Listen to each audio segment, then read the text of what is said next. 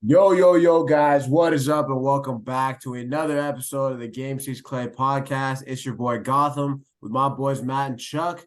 Gentlemen, welcome back. We are fully back, season fully underway. Warriors, we'll get into them, but oh my God, how we're in for a special ride, man. This is gonna be a fun year. But before we get into the dubs, man, how we doing, boys? How we doing? Oh man, very weird week. I was getting beat down by the flu basically all week. Finally on the mend. And in the midst of my fever dreams, came to me the idea: why not write an article about Peyton Watson? You've been meaning to do some stuff about non-Warriors, so might as well do it now. Cut some tape, wrote it up. And boy, oh boy, did I get some fun response on that. Thankful for everyone that checked it out. Definitely going to be doing some more non-dubs writing this year. I love a good young defensive wing trying to figure his thing out offensively. That's my bag right there, baby. And I will. The wheels are already turning on a second player. Very similar guy on the old Indiana Pacers. So you know, been a good week. Been a good week. Can't Oh, complain. I'm How you doing cool. there, Maddie? Dude, good. Good to be back again. I'm not gonna lie, I'm on my Steve Nash, my tail end of Steve Nash's prime grind right now. I'm on the floor with an ice pack strapped to my back, so I was feeling pretty good. But no, it's going good, man. No complaints. I'm ready to get going. It's been a great and shitty 2 weeks of NBA basketball and Warriors basketball. I say shitty because no matter what happens, I just don't do well. So let's let's get moving. Cooking, man. Sleepless nights are back from that. But Warriors hitting here at 6-3. 9 games in. We're pretty much 10% of the way through the season. Warriors obviously seven games on the road, and last year if you told us going into the season that your first seven were on the road, and the Warriors came out looking 5-2. You take that and then some. The Warriors obviously coming off a just insane stretch of 8 games in 8 different cities. Capping it off in Denver on Wednesday night. With a tough L, but very very encouraging in my eyes, and we'll jump into all of this and the Denver L, the road trip in general. But I really want to get this one kicked off, man. 10% through. How are we feeling? Vibe of the season. Optimistic. Matt, are you getting a little bit of sleep? Are you how's that looking? But yeah, man, 10% through. Let's just kick it off right there, man. Matt, talk to me, brother. How are we feeling? So I'm going to answer the sleep question first. I don't know what happened this season. I still feel as passionately hateful during the games. It's been that hasn't changed, but I'm able to compartmentalize a little better. So I'm sleeping fine.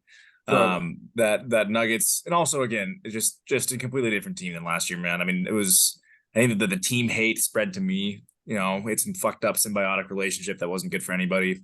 No, I mean, jokes aside, I'm definitely cautiously optimistic. I don't think I think it'd be out of character for me to be otherwise. Pessimistic might be fine too, but no, I think this team's really good. I think they have a really high ceiling. That Denver loss, I was texting you guys. I was serious issues. Oh my God, we're falling apart. I've come down a little bit since then. I do think this team is 10 guys deep. We're gonna get into it in a bit, but I think this is a title contending team still. I don't think that's crazy to say. I don't think you look around the league and there's tons of good teams. There's tons of really good teams. And there's Boston's playing really goddamn well. Minnesota's playing really well. Denver is obviously playing great. I don't think the Warriors have played as well as those teams have thus far. I don't think outside of those three, though, that there's been a team that I would say is definitively better. And that's despite, your starting small forward playing the worst basketball of his career, and not getting a whole lot of scoring punch outside of your MVP player. So there's a lot of room to grow. And I think this is something I struggle with personally is just like, hey, you got to give these things time, right? And I live in hell, so that doesn't sound great, right? Giving things time, it's like the world is burning around me. So I don't know. It's different, but I understand the sentiment. Shout out to Justin from him and Nat's pod. It's awesome. But he's always a good voice of reason along with you two, just for saying, hey, if things work out with this roster the way that they're capable of playing, they're as good as anybody. So cautiously optimistic. I am concerned about things we'll talk about in a bit, but I'm in a place where I think this team is as good as can be as good as anybody can be. But I think there are things to wonder. Chuck? Yeah, so to me, there's kind of like, I mean, it feels a little reductive to say there's like four parts of the season and specific timelines because, things can always change. But to me, like roughly that first quarter of the season is assessing, do you have the tools? Like seeing what works, what doesn't. And, there's going to be some weird stuff with lineups. You're going to have guys miss games and it's hard to figure out. But I mean, here we are 9 games in, and I think the answer is pretty definitively yes. Like we've seen Steph Curry still playing MVP level basketball. Draymond Green, when he's out there, still a defensive force. Klay Thompson, he's been a little passive, but like we've seen the trend like both seasons after the injury. He's taken a while to ramp up, but then, like second half of last year, he was putting up like 24 a game. And that was still with Jordan Poole in town. So they have everything together. Like Chris Paul, not scoring the way we want to, but he's been executing incredible offense just from a passing standpoint. And scoring better the last couple games. He's putting the ball in the bucket more the last 2 games. Yeah, like great scoring game in Denver. He did really well. He's still killing it in the mid range as usual. So to me, that's like, first 20 games or so, it's just figuring out, do we have what we need? And then the 20 games after that is, okay, how do we go about evaluating what we need and how to get it?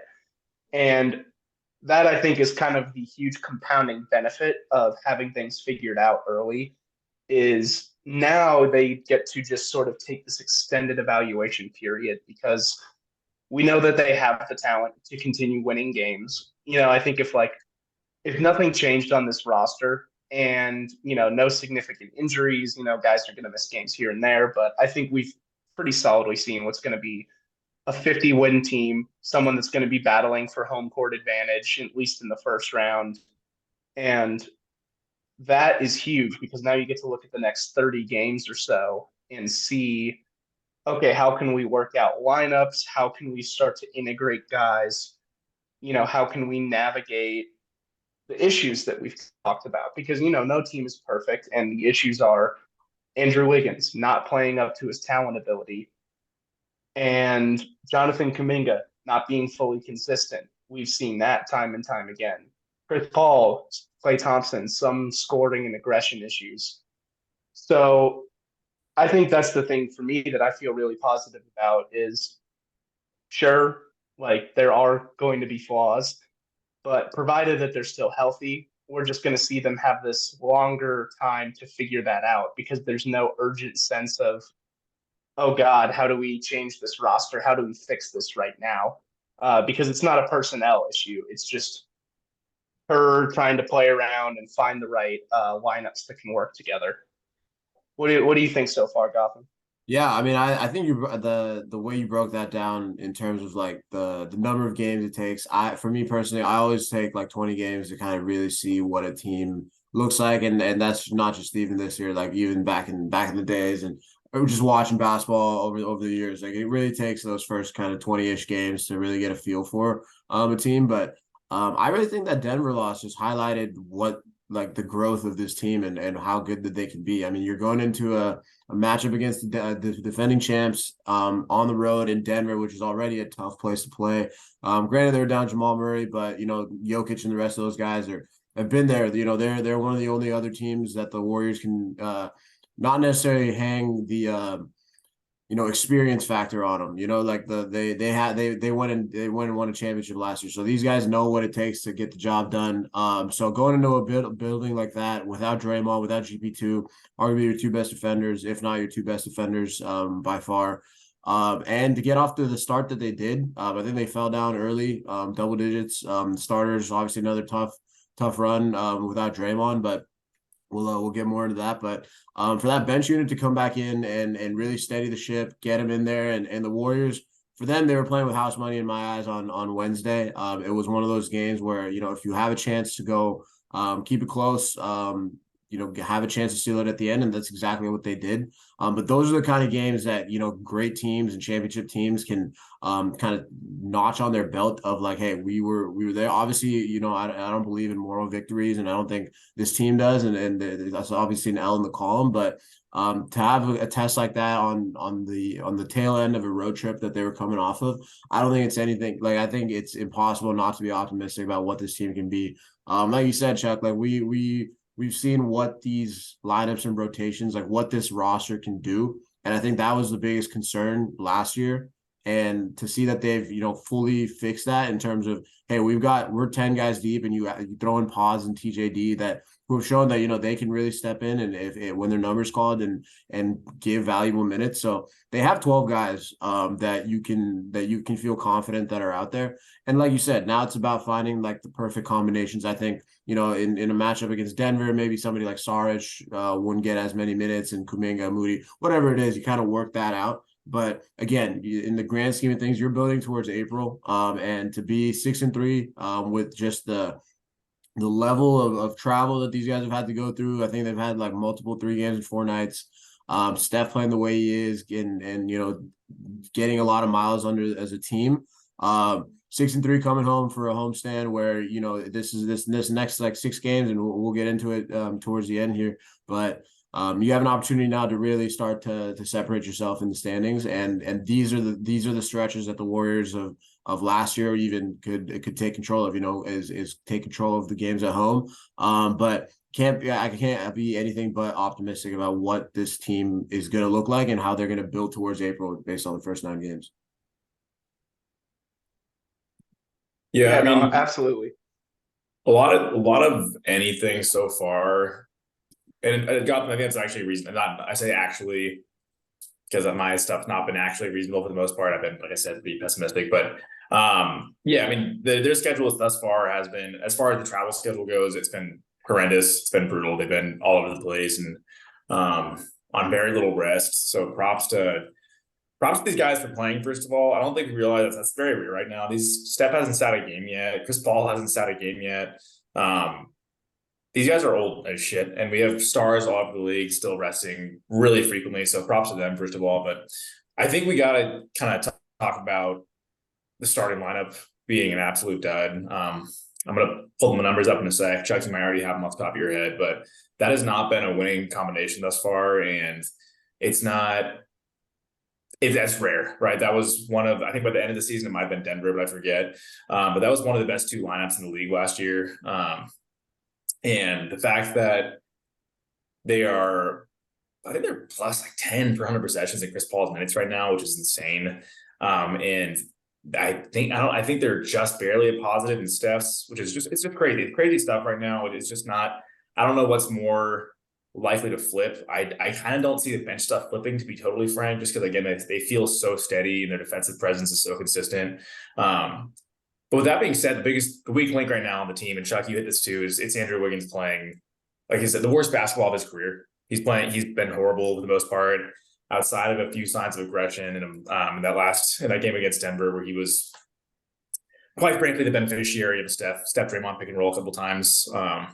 Those little baseline cuts off a short roll where he got some good looks. I don't know when it's coming, but do you think it's worth it for Kerr to stick this out? And if so, why? Or does there need to be a change made?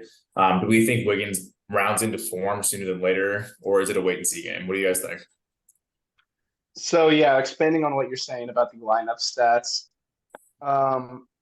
the starting unit, Draymond Green, our normal guys, like you said, best in the league last year. They are currently sitting at a minus 19.6 points per 100 possessions. Wow. And that is because they are giving up 134.1 points per 100 on the defensive end. They are allowing the worst effective field goal percentage of any team, any lineup, at 68. And granted, so that's the thing for me is they're doing their job offensively. They're sitting around like 115 points per 100. This is not the worst unit defensively in the entire league. Like, there's just too many good defenders in that lineup for it to continue being the worst. And I'm not gonna, throw out the SV phrase that I hate to use. But eventually teams are gonna regress to the mean. They're not gonna be hitting every single damn shot against this lineup. So much of that is like we've seen games where it's like, they got heavy minutes against the Thunder, and the Thunder had Lou Dort like unable to miss shots. Like Killian Hayes couldn't stop hitting the bottom of the nylon against us. Like they've had, good process results where it's like, hey, we're gonna make this guy beat us, and then that guy beats them, and seemingly every time.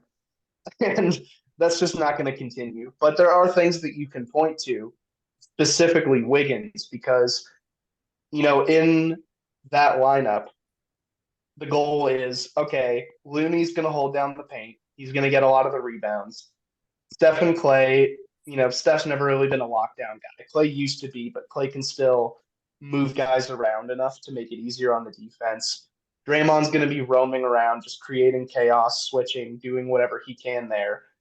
But the real key to that is that Andrew Wiggins has to be the guy to go out and take the number one assignment and make life difficult on them. And so when he doesn't do that, everything else crumbles underneath it.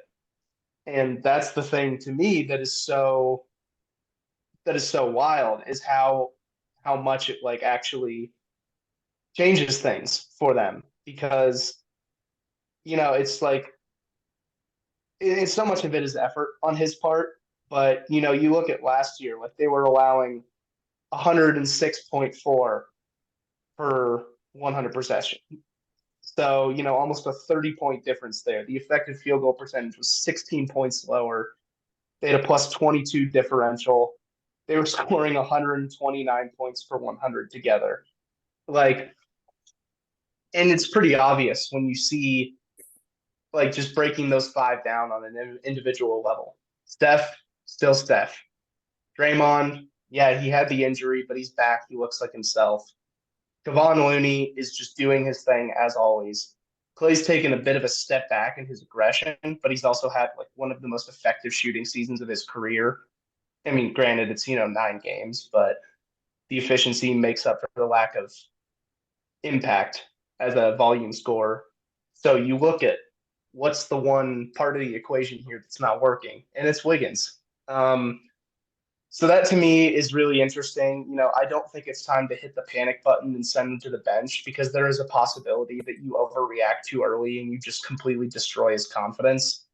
Like, I personally, that Denver game, the numbers don't look good, but I liked his overall aggression. I think he did a really good job. He was doing the cuts out of pick and roll. He was getting easy buckets out of the corner. He was getting that righty post hook shot that he really likes to get, and just none of it was falling.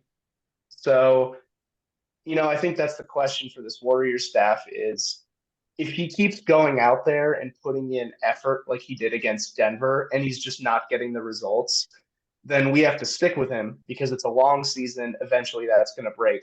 But if he goes out there and he just puts up like total nothing effort games, when you have guys like Moses Moody waiting in the wings, who is just effort all the time, then yeah, I think there does come a point where you have to make that change. But I think it would be kind of an overreaction to just send him to the bench now. I think that would be kind of a panic move. Yeah, it would be too soon.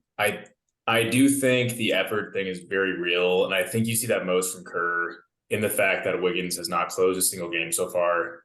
I think maybe he closed the Denver game, I forget, but outside of that, the game before that, I forget who they played, but he sat from 6 minutes left in the third onward. He didn't play. Before that hadn't played the last 5 minutes of the fourth quarter. And that's not Kerr's style, unless you're somebody who's like if he trusts you, and Kerr trusts Wiggins. Like, we know that he's got Wiggins. He's only doing that stuff if the effort's actually the issue, right? Because GP is not stretching the floor. I mean, he's been shooting lights this year, but he's not a guy who, when push comes to shove, you expect him to hit a shot over Wiggs, right? So I agree. He was tipping the ball everywhere. I don't think he grabbed a lot of boards. He was in action a lot of the time.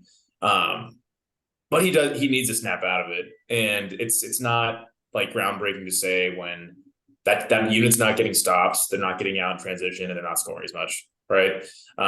It all feeds into each other. And like you said, Chuck, he's as big of a part of that as anybody outside of Draymond in that unit. And if he can't figure it out, like again, I think the Warriors got to stick with him for a bit in that lineup. But if it's a combination of effort and efficiency that are both lacking, you have to make a move. And again, it's early, 9 games. Give it 15, give it 20, see where you're at. See if he snaps out of it. But it's really, really hard to play Draymond and Looney together if the other 3 guys on the floor aren't hitting threes. So curious as to where this goes. Gautam, what are your thoughts, man? And I'm sure you got a lot of support and patience for our guy Wiggs. Yeah, man. I'm kind of with Chuck in the sense of like I honestly didn't hate Wiggins' game on specifically on Wednesday. I think for him right now, it seems more so if there's kind of a rut. He's missing shots that he normally makes, that little floater thing that he's got in the paint, and then some just those just mid-range jumpers that we've kind of grown accustomed to Wiggins hitting. I know Negroni. I know that we've been kind of just preaching before the season, like Wiggins has always kind of been like, Mr. Reliable in terms of just walking into 16 to 18 points or whatever.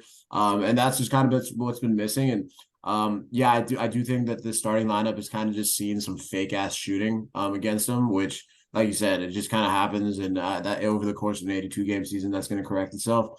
And I also just think that playing so many on the road, it just so happens that, the road teams or home teams just start hot. It just feels like, so I'm not worried about that. But I think the point about Wiggins I think the point about Kuminga and Moody just being right there, ready to go, like, JK, for all his kind of ups and downs, like he's been so good in the second halves of a lot of these games. I think the numbers, there's some numbers floating around of his first half and second half splits, and the guy just gets better as the game goes on. Moses Moody just he has to be out there, and when you've got these 2 young guys who are really playing themselves into a position where you really can't just ride with them and say that, hey, you guys, the young guys are here and we're riding with Wiggins. Like they are definitely playing themselves into like, hey, we need these guys on the floor. When Moses Moody and Kuminga are on the floor, I feel confident that, they're going to make something happen. And they've proven it time and time again this year. So I think for Wiggs, yeah, like you said, Matt, I think it's going to be one of those like, hey, 15, 20 games, see how it goes. I do think that moving him to the bench is going to be just an absolute confidence killer. So I don't even think that if this conversation continues, I don't even know if moving him to the bench is the right option. Just knowing that, you have this second unit is playing so well. They look like they're really starting to gel. So I don't know if you have to like switch anything up in the sense of like, hey, we need Wiggins off the bench or whatever. But I think the leash is officially just on the hot seat, man. Like you gotta, it's as short as it's ever been for a guy like Wiggins. But that again talks to the optimism I have for this roster. They have guys around that can step up and step in for somebody who's not there that night or whatever. So I fully expect Wiggins to figure it out, and once these shots start to fall, I think this homestand is going to be really good for him, just to kind of get his confidence back, get the jumper going again, a little home cooking. So not too worried about Wiggins, but I definitely am on the team of the leash is definitely short, because like you guys said, man, Wiggins and Kuminga and Moody are right there, and in that Denver game, like I felt like they should have been out there more in that closing time and over guys like Saric, Wiggins, whoever it was, especially with no GP and Draymond. So yeah, I mean, it's a good problem to have, just knowing that your young guys are officially making that leap. But again, this team is not going to be able to win a championship unless they have Andrew Wiggins playing at his best. So again, 9 games, not even close to overreacting. Just kind of a rough start, but fully expect Wiggins to figure it out. But yeah, man, it's probably the only real concern. Outside I know that something that's been coming up is does or at least after that Denver loss, does this team kind of need that second scorer? Obviously, Steph. I know that the tweets have been floating around how I think nobody else. I think this is wrong, but I'm pretty sure Dario Saric scored 20 at some. He put 20 up. Yeah. But point being, like Steph has been the only one besides Sarge that one game to score over 20 points on this team.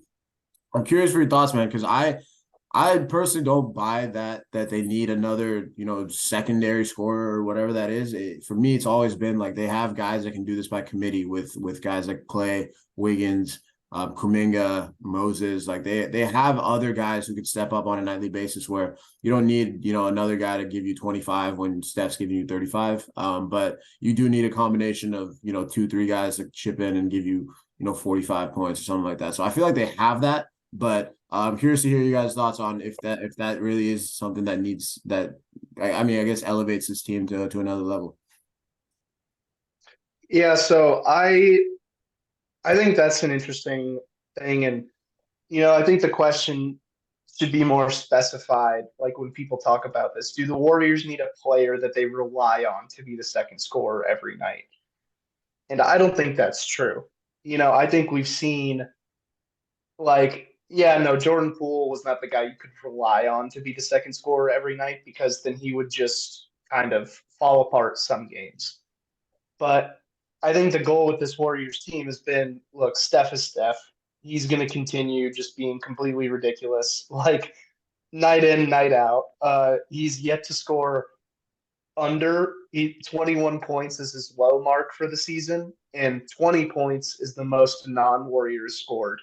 And again, that was Dario Saric getting 20 on the nose in that ridiculous Oklahoma City game where nobody on either team could miss a shot. There was something about that heinous blue court just really made everyone take it to their best level. I liked it. Yeah, no, I mean, yeah, it's a lot visually, is all I'm saying. But maybe I'm an old head for that. Me sipping my old man Italian cocktail right here does not help that argument. But so I think the goal of this Warriors team right now is Steph's going to be the number one every night. Like the fact that we're 9 games in and he's been the top scorer in every single game, and we're not just like getting our doors blown off is crazy. Like I feel like most teams where a guy is this far and away the top scorer are bad teams. And this is not a bad team. So they've set up this formula where I think, the long-term vision is if everything is working well on the offensive end of the floor, you don't really know who's going to be that second guy because they have so many guys who can do it. Just looking at these different games, for example, like Detroit, Steph goes and gets 34. Klay Thompson, Chris Paul, they tied for second with 17, but you also get 10 from Kuminga, you get 12 from Saric, you get a nice little double digit from Kevon Looney. Just in that game against Denver, obviously didn't amount to enough, but you get double digits out of Clay, Wiggins, Kuminga, Moody, Looney. Like they have enough guys who can just come in and contribute and get hot for a night just to help ease the scoring load on Steph. And so to me, I don't think they need to be, we don't need to go out and start pressing the Zach LaVine button. Like we don't need to blow up Toronto's phones to try to go get Pascal Siakam. Like it's not that I have anything against those players. It's just that this team is designed to have a whole bunch of different options for who could step in. Because, as the season goes on and they start to get more gelled together, they start to figure out the actions they want to run. We've already seen, like with Chris Paul and Dario Saric, they only played together for about a year. And they already have an incredible synergy. So we're going to see guys develop better relationships, better chemistry throughout the season. And then suddenly it's okay. Yeah, like Steph had a rough shooting night and it didn't look too great, but Kuminga got us 20, or Clay popped off and he went for 30, or Draymond gave us some surprise points. Looney finished everything around the rim. Moses Moody couldn't miss from deep. Chris Paul just dominated in the mid range. Like they just have such a depth of options for guys that can get you pretty consistent double digits to high teens that I think they have enough scoring to complement what Steph does. And I get that it's a little dangerous to think, oh, is he's just going to keep scoring north of 30 a game. But that's what he's going to do. Like, let's not mince word about this. This is the best version of scoring Steph Curry that we've ever seen. And I I mean, yeah, 2015, 16 was great, but we've gotten to the point where teams know what he wants to do and they still can't stop it. And they're going to run him off the line. He's going to make a whole bunch of layups. He's going to hit shots in the mid range. Like, this is the most well rounded scoring Steph we've ever seen. So teams are just going to have to go deal with that. It feels like once a week he's just going to go out and beat a team single handedly offensively. And so I think the Warriors, they just have so much in the margins that can help make up for that. And no, I don't think they need to go out and get a second scorer. Glaze Steph, baby. Glaze Steph. Glaze them. Yeah, I'm probably in between. I don't think they should be looking to trade anybody right now or make any moves right now. I think it's too early to say what's a pattern, what's not, what's going to be consistent throughout the season. I don't know if I agree in that they do have a lot of guys who can get you double digits in the regular season. That's a lot, right? But I do think they need Wiggins and Clay to be between 17 and 19 points per game, basically. I think Clay is a little below that right now. I'm not worried about Clay getting going though. I think give him 5 more shots a game, he probably gets there pretty easily. I just think generating offense outside of Steph's going to be tough come crunch time and come playoffs if these patterns don't, dissipate in the meantime, or unless you get a big jump from Kuminga. Again, I think they need someone else. We saw this last year in spurts, right? The playoffs especially, we just we didn't see anybody get clean looks up besides Steph when push came to shove, and Steph's the best at that. Right. So that he said, Chuck, this is the norm for Steph Curry, right? He's going to put up 30 points a game. But if let's say, December rolls around, January rolls around, and Wiggins is still putting up 13 points per game and shooting well below 30% from three. Clay's not getting the touches he needs, or if he is getting the touches and that efficiency drops to a place where we kind of saw it in the playoffs last year, I think literally just the first game of the season, probably, right? But not yet. I don't think it's an issue right now, and I don't know that I would even say I fully disagree, because like you said, you got CP, JK, Moody, Wiggs, Clay, all guys who you can see getting 12 to 17 points in a game. But none of those guys are guys that I'm betting on getting there right now, if that makes sense. I'm not betting on any of them getting to 18, 20 points a game at this point, because besides Sarge, that one game, they haven't. And so at a certain point, I would feel more comfortable with the knowledge, like actual knowledge that a second guy is going to step up and put some points on the board. Yeah, I mean, I think that's totally fair. I'm just gonna always say it till it gets old, man. It's so early that these slumps and everything that we see. I think you brought up a good point, Matt. Like, I think December, January time, like if these problems are still persisting, then obviously then we can start a dialogue. But until then, like we haven't really seen even the first homestand. We haven't really seen Draymond's missed a few games. So I just think a lot of it's gonna be just like the more they play together, the better it's gonna be. But I'm with you, Chuck, in the sense of that, they have the guys that can like this team is built to do it by committee outside of Steph. And I think it does come down to Clay and Wiggins, because they are your kind of 2 and 3 interchangeably, scoring wise. So but so I think if and when Wiggins starts to figure it out, man, I think it solves a lot of these issues and just makes it easier on the bench too. Because I mean, they've been playing out of their minds, and the fact that that the splits with Steph off the floor are at what they are right now, that it leaves for so much more improvement given the struggles of guys that you kind of expect. I want to push past improvement, man. If the starting lineup figures it out, Yeah, this team's going to blow the doors off other teams. 100%. If that group figures it out, they're going to blow the fucking doors off teams, because that bench unit is legit. Sorry, Gautam, keep going, man. No, 100%. Like that's kind of in essence my point. Like if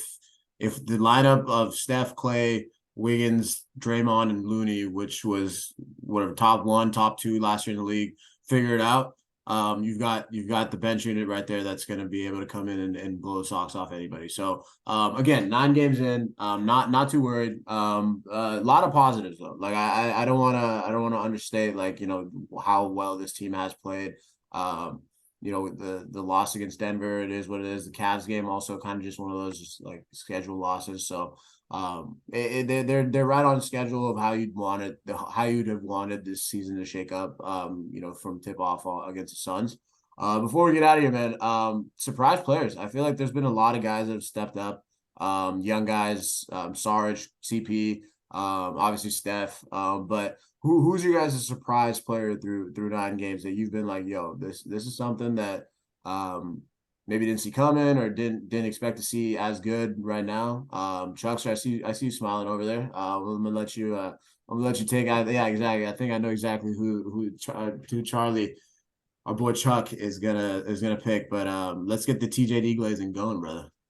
Well, you would think it would be TJD. And granted, I don't want to take away from him. Like the dude has been a very good surprise when he steps in. He looks ready. He's ready to inhale rebounds and score in the pick and roll, finish in the paint, do the dirty work. But I'm gonna flex my muscles a little bit here. The surprise player that I saw coming was Moses Moody. Like I spent a good solid week this offseason cutting all of his defensive tape. I went through everything I could find on his defense to try to evaluate all of his game. And what I found was a guy on the verge of completely breaking out on the defensive end of the floor. And what do you know? He's doing exactly that. Like, he is just so strong, especially off the ball. I mean, so much of it is he's really good on the ball. He does a great job containing his man.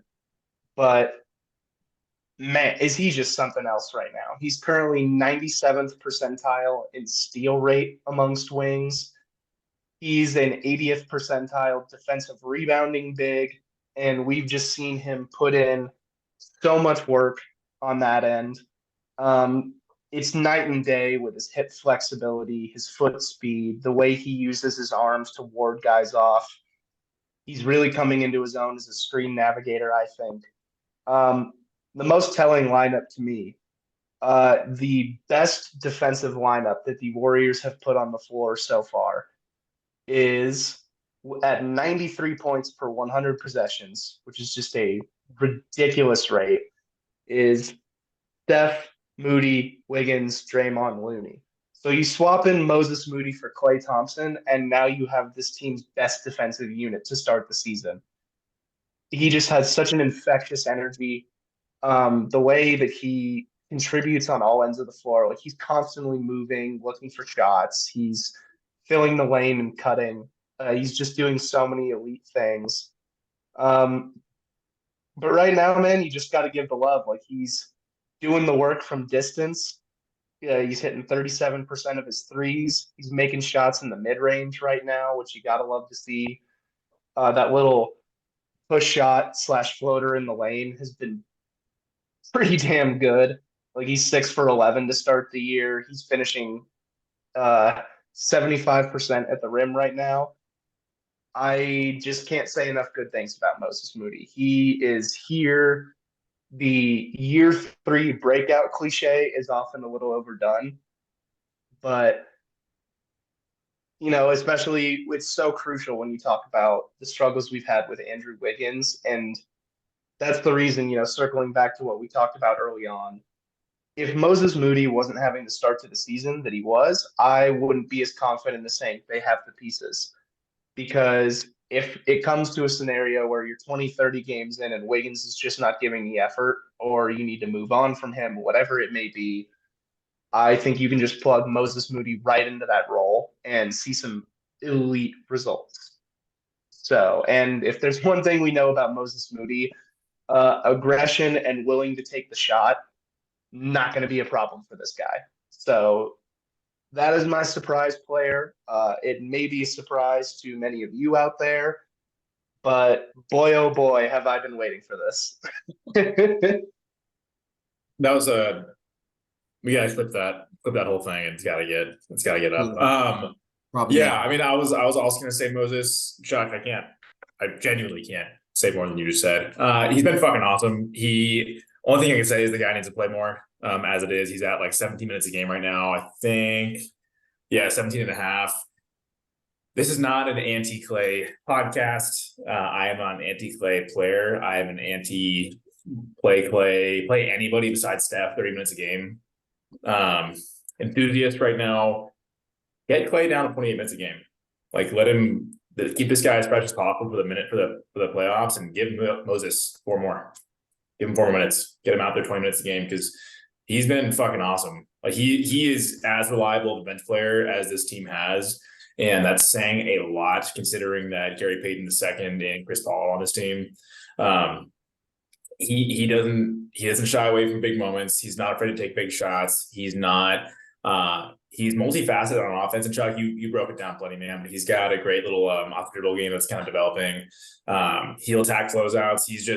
He's looking really good.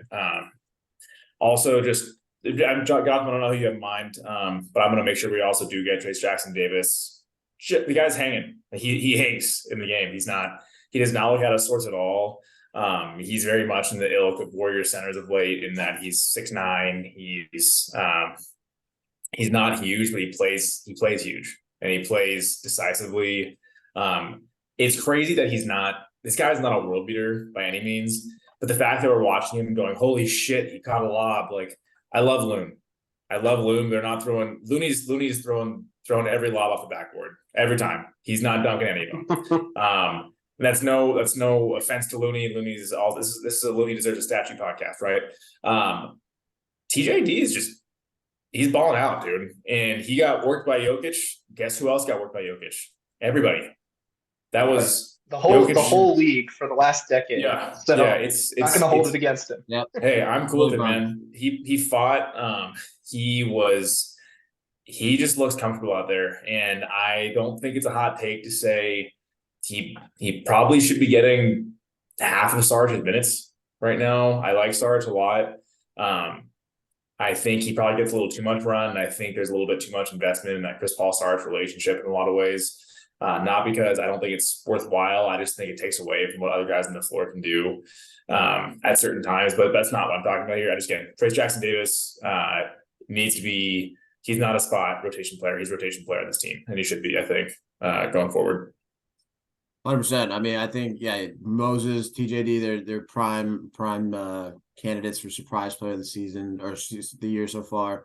I think Kuminga deserves some love. I think he's had a lot of great minutes, some stints, and showing what he can do.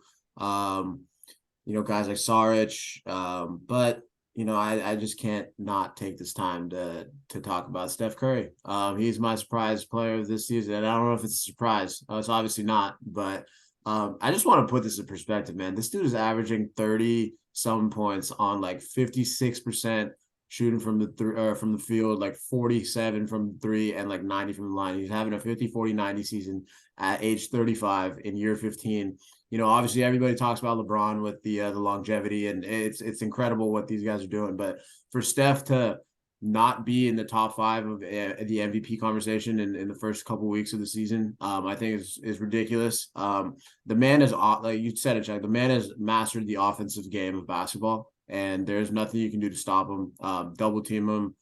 Somebody else is going to get open. Obviously the jump shot's lethal. I guess the only thing that's his kryptonite is a lefty underhanded floater with like going away from the basket. But yeah, everybody's got their thing, and Steph makes that shot. But this team has a chance to win it all, and they will, because of Steph Curry and the way that this man has. This season especially, man. I'm doing everything I can to not take this for granted, because we're not going to see this again. This man is the greatest point guard of all time, arguably the greatest offensive weapon in this history of the game of basketball. And to be averaging 30, and a lot of it is just like, step back 3. He just puts up points in such a flurry that it's crazy how under the radar some of this stuff can go. So for Steph to be the head of the snake, it allows, not necessarily needing a second scorer, needing, 2 or 3 guys to step up and be there. So it doesn't look like it's slowing down, knock on wood that Steph stays healthy for the rest of this year. But, I think they're doing a great job with his minutes as well. I think he's averaging 31, 32 minutes a game.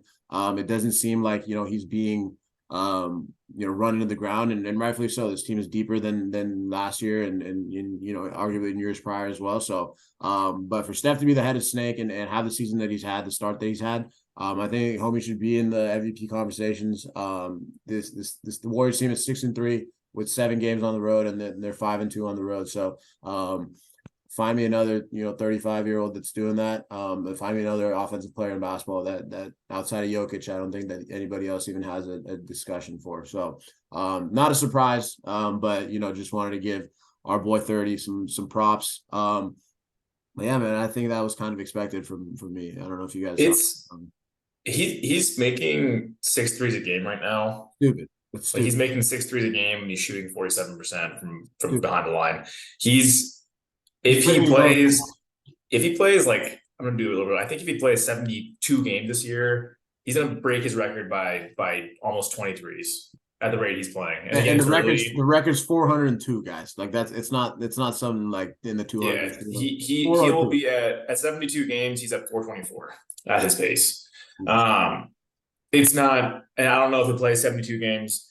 Knock on all the wood you have around. But no, I think it's people don't like doing this, right? If we say we're surprised he's doing this, it's almost considered insulting. But listen, the guy's he's 35. He's at a point in his career, even as elite as he is, where a lot of his peers might take it easy in the regular season, right? He's going as hard as he ever has.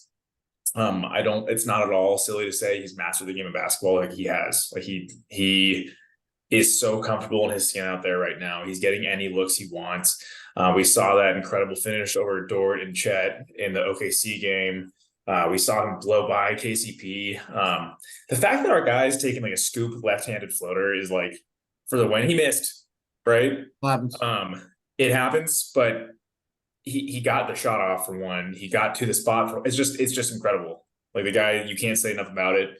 And I think it's totally okay to be surprised by the fact that this guy is still one of the best 2 or 3 players on planet Earth. Given everything about him and where he's at. Just also want to point out, just from earlier, it's also a little bit relevant information. They're only winning Steph's minutes by 1.3 points per 100 possessions right now. And again, this guy is usually the plus minus god. Like he's going to be. My point in saying this is, as soon as this lineup figures it out, it could be really fucked up for the rest of the league because these bench minutes of Chris Paul they're not going to lose those minutes. Like all the good things we thought about those Chris Paul minutes early in the season they're kind of bearing out, and Steph being an MVP quality player right now, it's those numbers are going to go up. So I expect this team's point differential to go up by a lot. But anyway, Gautam, great pick. Got you guys. Got you. Yeah, one little note extra to throw in on the Steph before we get out of here. 9 games in, this man is shooting 59% on twos. He's shooting 47% on the 12 threes a game that he takes. And naturally, he is shooting 92% from the line. That is good for an effective field goal percentage of 67, which is just so far and away ridiculous. Like, I just can't. It's hard to get your head around how good that is. And just for some extra context, that's currently good mark for 10th in the league right now. None of the other players above him, just throwing some names out there: Grant Williams, Aaron Nesmith, Lou Dort, Moritz Wagner.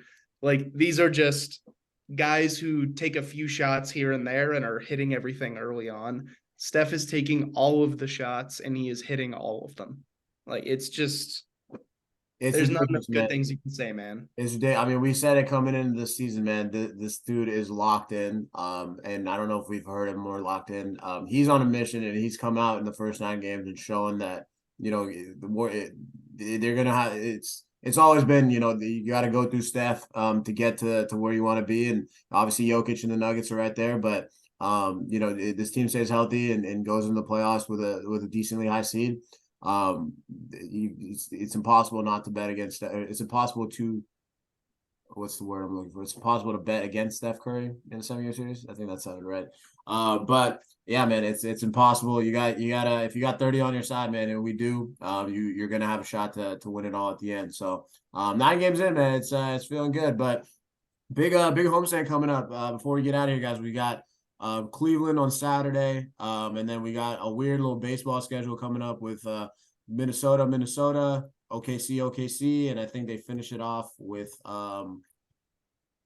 Houston at home. So a little 6-game, nice, well-deserved homestand coming up. Opportunity to really stack some dubs, get in front of in front of the home fans. Not having to travel for about maybe 10 days or whatever it is.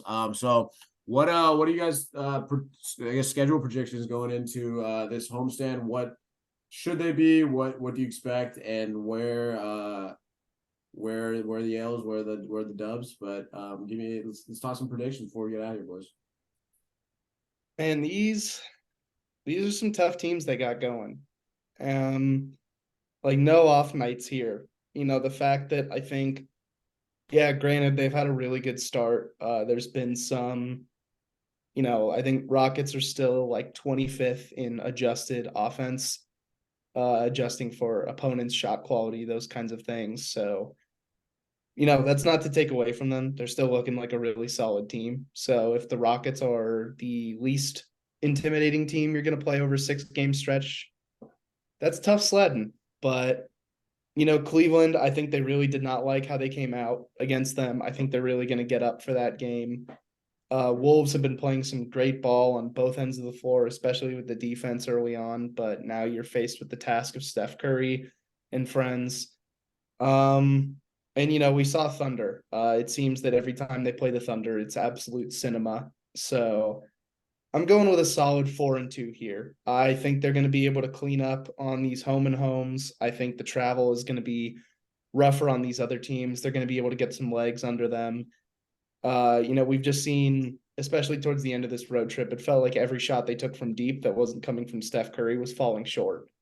So they're going to have a chance to rest. They're going to get the energy back, and I think they're going to go out, execute against these teams, come out of the homestand 10-5, feeling really good about how the season is going. What do you think, Matt? Bring me back to earth here. Yeah, I'm gonna have to, man. So yeah, I'm gonna go 3-3 here. So listen, this is and that makes me feel queasy even saying it. This is a tough schedule. Like Cleveland, outside of the fact that you're right, that they did not get up for that game. They did not start out well. They were really lethargic to start that game. It's also just not a good matchup for them. Like having two really mobile bigs is something the Warriors are going to struggle with, especially when those two bigs get to play opposite Looney and Dre, who aren't exactly spacing the floor. So it's a little tough, but I do think they'll win that game. My prediction overall is they win that one and split both the Wolves and Thunder series. And if that happens, you know what? Actually, I'm kind of fucking this up. I may have miscounted this. I think 4-2 may be on the table. The pessimistic table here might be 4-2. It's just tough. It's tough. So I'm gonna say 4-2 as I'm looking at this. I goofed that up. My bad. But this is kind of a defining moment for this team in a lot of ways. I think this is a tough stretch. And if they come out 4-2, if they come out of this 4-2, 5-1, I mean, 6-0, I'd be fucking stunned. I would say everybody needs to start taking this team seriously in a different way, because the Thunder are going to be a top 4 seed in the West. I think the Wolves are looking like the Wolves, Nuggets, Thunder, and Warriors are looking like the 4 best teams in the West right now, I think. And as such, these are going to be tough games. And so if you can come out of this with a really strong record at this point, if they go 10 or 4-2, they're going to be 10-5, right? That's great. That's great. And again, I think if that happens, we're going to see Wiggins step up a bit. We're going to see Clay step up a bit. And I think, again, this team's more talented than these teams, but it's just a matter of, hey, where is this team actually? And I think there are a lot of questions about who this team has beaten so far. And if you want to say the schedule's been tough and then navigating to 6-3, based on the travel is incredible and impressive. I will not argue with you, but I also think it's not silly to point out that they did go to the buzzer with an OKC team without their first team All NBA guard, right? Same thing with Sacramento. Same thing with, I mean, that Detroit game was a trap game of sorts, but that team was shorthanded too. Duran was out, Bogdanovich was out. I think somebody else is out too. I forget who, but I want to see this team beat some really good, really close to fully healthy teams. And this is a great chance to do it. So 4-2, I don't feel good about it, but that's where I'm at. Gotham. 5-1, baby. 5-1. They're getting it done. I just think that the extended time between these games, all at home, you're gonna get a chance to practice as well. So it really is gonna be a real kind of return to normalcy for this team. And I think that I just think that they're a very, very good basketball team, man. I know we all do, but I just think that having that kind of not having to travel for over 10 days or whatever it is, that Rockets game should be a dub. I agree. I think that Cleveland game, they're gonna have some things that they want to fix, just given that they lost that last week. And I'm with you. I think Minnesota is a very, very good basketball team. I think the Thunder as well. They're young, but they're both young teams, and I think, at home, I like the Warriors to get 3 out of those 4. I do think that the T-Wolves are a very, very legit team this year. Ant Edwards is just an absolute stud. They've really built that team well around him. And the Thunder, man, I wouldn't be shocked if they're 4-2, but I think that this team's more than capable of going on a little run here. And this is, like you said, man, it's the early defining stretch. I mean, they had the first 5 or 7 games on the road, and then they answered that test and they passed. So this one's an opportunity to really start to stack up some W's and really get some separations going into the standings. Really start to get yourself in that top 2, 3, 4 teams in the West, as the West is bloodbath. So very, very big opportunity here for this team. No reason why they shouldn't come out 10-5, 11-4, and and from there, just kind of off to the races. So I expect to see them 5-1, but 4-2, I won't be sad at. So yeah, man. Does basketball's back. Chuck, Niners football. We got a big game this Sunday. Quick thoughts before we get out. How we feel coming off the bye? Oh God. Need a dub. Excited to see Chase Young in a Niners uniform. That is one of the most terrifying defensive lines I can recall, like Ever. I mean, just like so much talent they have put together.